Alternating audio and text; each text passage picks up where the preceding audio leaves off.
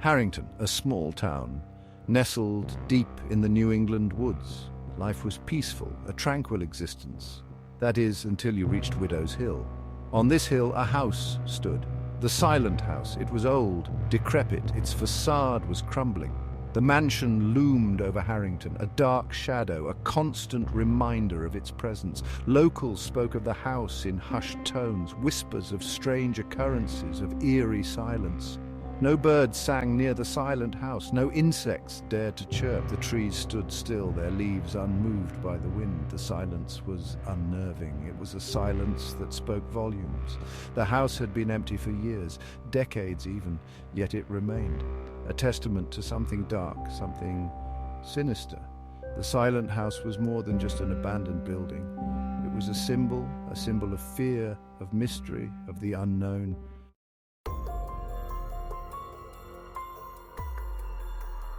The silence was the first thing you noticed. It was heavy, oppressive. It wrapped around you like a shroud. The silence was what gave the house its name. The Silent House. But the silence wasn't empty. It was filled with whispers, with murmurs of the past. Locals told tales, stories whispered around fireplaces, passed down through generations. They spoke of the woman who once lived there, Widow Granger. She was a recluse, they said, a woman of shadows and secrets. Some called her a witch. They said she practiced dark arts, that she spoke to the dead. One stormy night, screams echoed from the house. The storm raged, wind howled, rain lashed against the windows, and then silence. When the storm cleared, the townsfolk ventured up the hill. They found Widow Granger dead. Her body was contorted, her face frozen in a mask of terror. The Silent House had claimed its first victim, the Silent.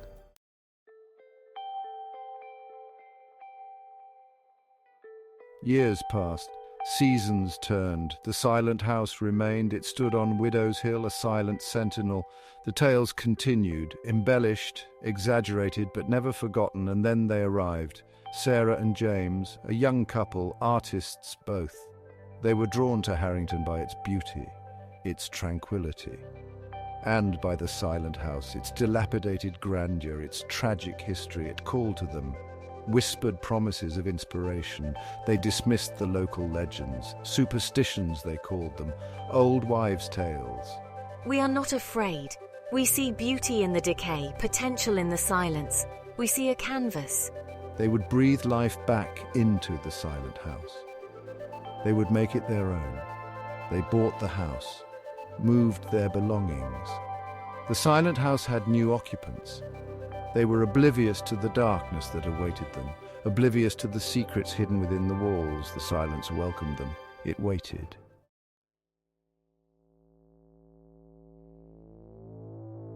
The first few days were uneventful. Sarah and James explored their new home. It was massive, labyrinthine. The air was thick with the scent of decay, but beneath it they sensed something else, history, presence. They unpacked their canvases, their paints, their brushes. The house was their muse. The gardens are overgrown, wild yet strangely beautiful.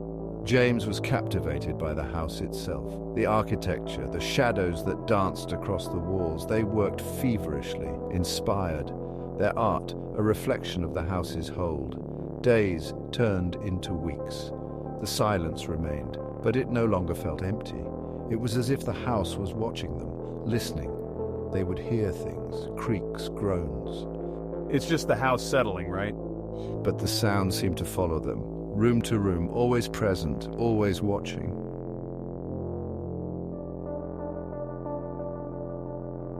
It started subtly, a whisper, barely audible. At first they dismissed it, the wind, perhaps, or their imagination.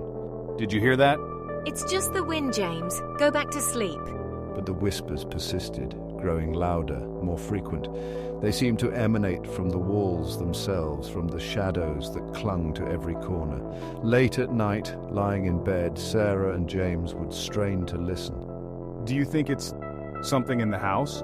I don't know, but it feels like they're forming words. One night, Sarah woke with a start. The whispers were loud now, urgent. She sat up in bed, her heart pounding. James slept beside her, oblivious. She got out of bed and walked to the door. The whispers intensified. They seemed to be coming from the hallway.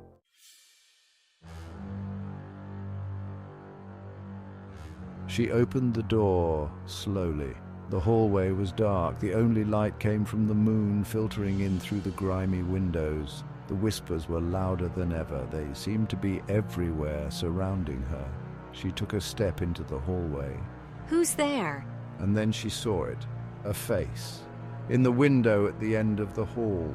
It was pale, gaunt. Its eyes were wide, staring directly at her. Sarah froze, her breath caught in her throat. She couldn't move, couldn't scream. The face remained in the window, watching her, and then as quickly as it had appeared, it was gone. The whispers faded. The hallway was silent once more. Sarah stood there for a long moment, her heart pounding in her chest. It was just my imagination, a trick of the light. But I know better. The silent house had shown her a glimpse of its true nature, and it was terrifying.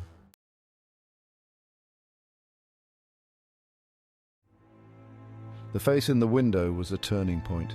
Sarah couldn't shake the image. It lingered in her mind, a constant reminder that something was wrong.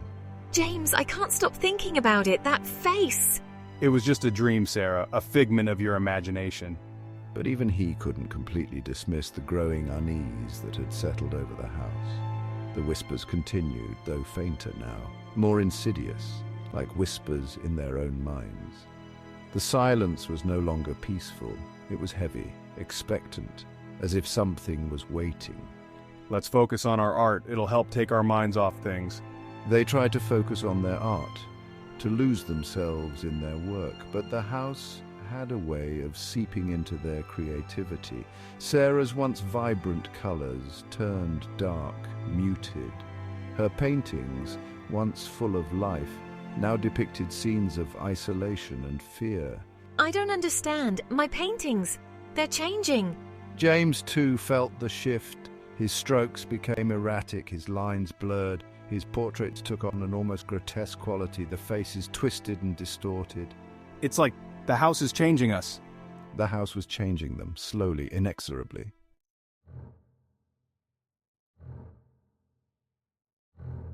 The footsteps started a few nights later. Heavy, deliberate footsteps, echoing through the empty halls of the silent house. They always started at the same time, just after midnight, pacing slowly down the hallway, stopping outside their bedroom door. James, do you hear that? Sarah and James would lie awake, listening, their hearts pounding in their chests. They would hold their breath, hoping the footsteps would pass, but they never did. They would stop right outside their door, and then silence. I can't take this anymore. One night, unable to bear the suspense any longer, James threw back the covers and strode to the door.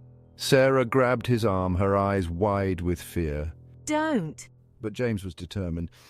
He flung open the door. The hallway was empty, there was no one there, but the footsteps continued, pacing back and forth outside their door, as if mocking their fear.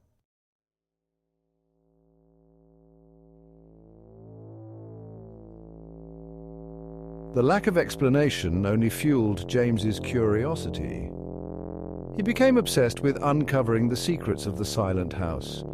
He spent hours in the library, poring over old books and documents, searching for any mention of Widow Granger and the history of the house. There has to be something here. One evening, as dusk settled over the house, James sat by the window in the library. He was engrossed in an ancient journal he'd found hidden in a secret compartment of a desk. The journal contained strange symbols and cryptic writings. James felt a cold shiver run down his spine. He looked up from the journal and then he saw her. A woman standing in the garden. Her back was to him, but he could tell she was dressed in a long, flowing gown. Her hair was long and dark, cascading down her back. James watched her for a moment, his heart pounding in his chest. He couldn't explain it, but he knew who she was. Widow Granger.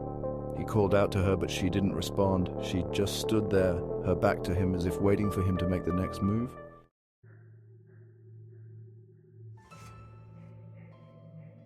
Driven by a compulsion he couldn't explain, James descended into the dark, musty basement of the silent house. He felt drawn there as if by an invisible hand. The air grew colder as he descended the stairs. The smell of damp earth and decay filled his nostrils. What is this place? He ran his hand along the rough-hewn stone walls, and then he felt them, strange symbols etched into the cold, damp stone. They were crudely drawn, but undeniably deliberate. They were the same symbols he had seen in the ancient journal, the symbols that had sent shivers down his spine. He touched one of the symbols, and a jolt of energy surged through his arm. He recoiled in surprise. The symbols seemed to glow faintly in the dim light, whispering to him, calling to him. He knew with a certainty that chilled him to the bone that he had stumbled upon something ancient and evil, something that was inextricably linked to the darkness that haunted the silent house. This can't be real. Yet it was all too real.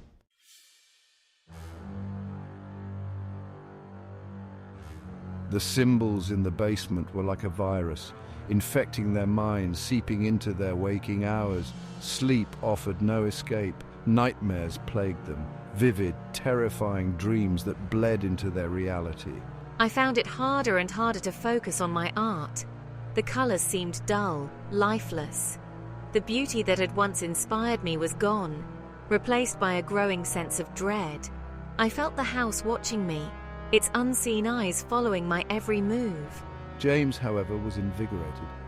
He became obsessed with the symbols, sketching them in his notebook, trying to decipher their meaning.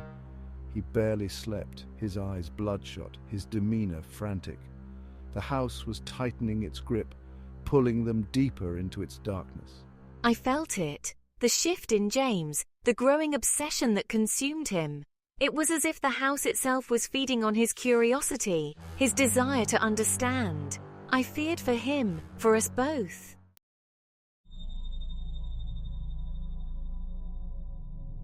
James's behavior grew more erratic. He talked to himself, muttering about the symbols, about Widow Granger, about things Sarah couldn't comprehend.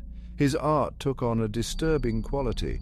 Gone were the landscapes, the portraits. In their place, grotesque figures, swirling darkness, and those symbols ever present. I tried to reach him to pull him back from the precipice, but he pushed me away, his eyes filled with a feverish intensity. He spoke of unlocking the house's secrets, of communing with something ancient and powerful. He spent most of his days and nights in the basement, tracing the symbols, chanting under his breath. Sarah could hear him sometimes, his voice a low, guttural sound that sent chills down her spine. He was disappearing into the darkness, consumed by something she didn't understand. Fear gnawed at her. Fear for James, for herself. The house was winning.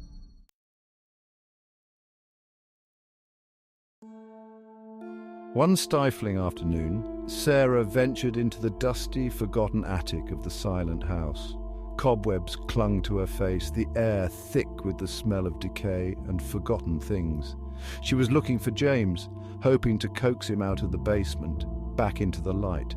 I pushed open an old trunk, its contents spilling onto the dusty floor. Old clothes, moth-eaten blankets, and then a leather-bound journal. I picked it up, brushing off the dust.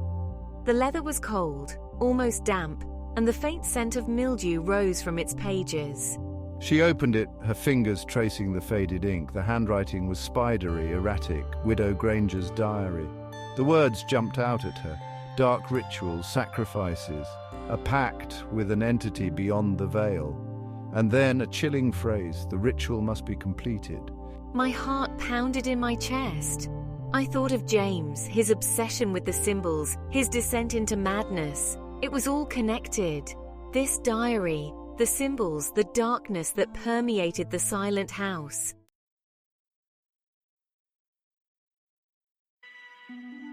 Panic clawed at Sarah's throat. She had to get to James, stop him before it was too late. The diary spoke of a price for the ritual, a price too terrible to comprehend. James! She raced down the stairs, the diary clutched tightly in her hand. The basement was colder than she remembered, the air thick with the smell of damp earth and something else, something ancient and evil. James stood before the wall of symbols, a crazed look in his eyes. Candles flickered, casting dancing shadows on the stone walls. James! She cried out, her voice echoing in the oppressive silence. He turned, a triumphant smile on his lips. Sarah, you've come. You'll see. We'll be together forever. He held up a book, its pages filled with the same symbols etched into the wall. The ancient journal, the ritual. He was going to complete it. Sarah knew then that she had a choice to make: run and save herself, or stay and try to save the man she loved from the darkness that threatened to consume him. The decision would seal their fate.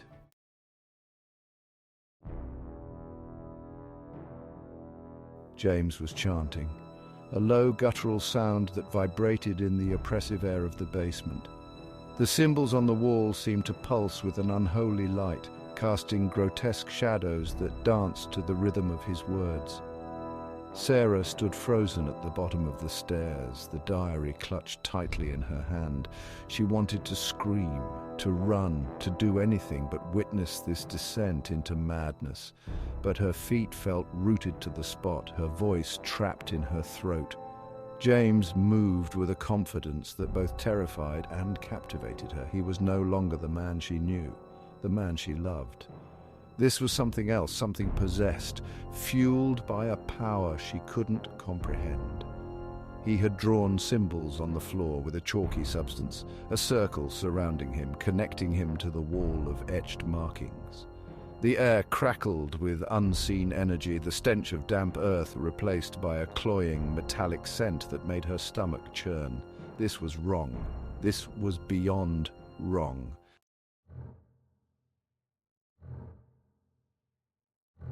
James, stop! James, please! It's me! Sarah, don't do this! Her voice, when she finally found it, was a choked whisper, lost in the echoing vastness of the basement. He didn't even flinch. His eyes, fixed on a point beyond the wall, beyond reason, blazed with an unholy light. She took a step, then another, moving towards him, towards the epicenter of the swirling darkness that seemed to emanate from the center of the chalk circle. His chanting grew louder, the words distorted, foreign. The diary slipped from her grasp, falling to the floor with a dull thud that was swallowed by the oppressive atmosphere. She reached out, her fingers brushing against his arm. His skin was icy cold, sending a jolt of fear through her. He didn't react to her touch, didn't acknowledge her presence. She was invisible, insignificant against the pull of whatever force had taken hold of him, of the house itself.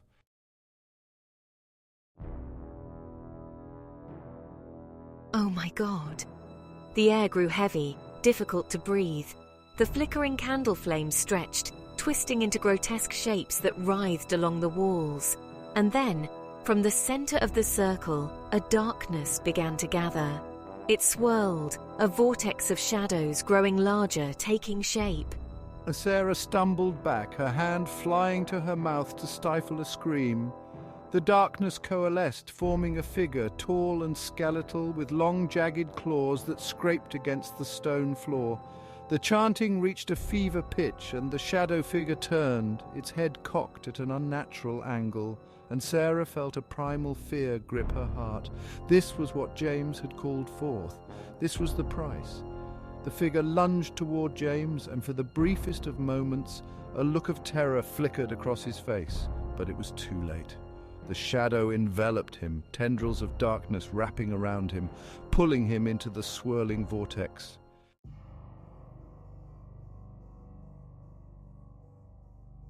Sarah watched in horror as James disappeared, swallowed whole by the shadow figure.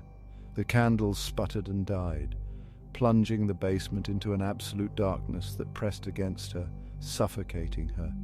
The silence that descended was deafening. She was alone, truly alone.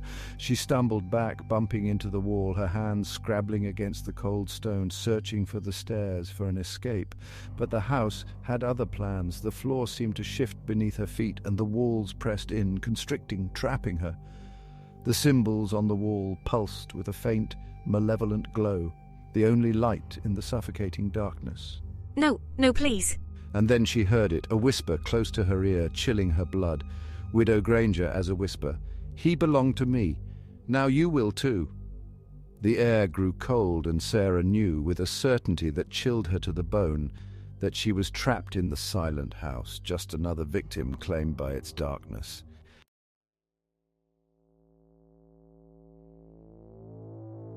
Dawn broke over Harrington, painting the sky with hues of normalcy that belied the horror that had unfolded on Widow's Hill. The silent house, however, was no longer silent. It roared with the crackle of flames, the groan of collapsing timbers as fire consumed its rotten core.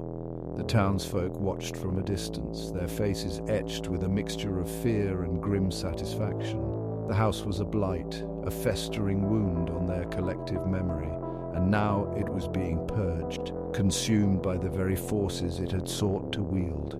No one dared to venture close. No one questioned what had become of the couple who had dared to defy the whispers, to challenge the darkness that clung to those ancient walls. Some whispered that the house had taken them, claimed them as its own, just as it had countless others before. The silent house on Widow's Hill became a cautionary tale whispered around fireplaces on cold winter nights, a reminder that some doors are best left unopened, some secrets better left buried. The silence, once a source of unease, now stood as a testament to the horrors that awaited those foolish enough to disturb it. The hill remained, a scar on the landscape, a silent sentinel guarding its dark and terrible legacy.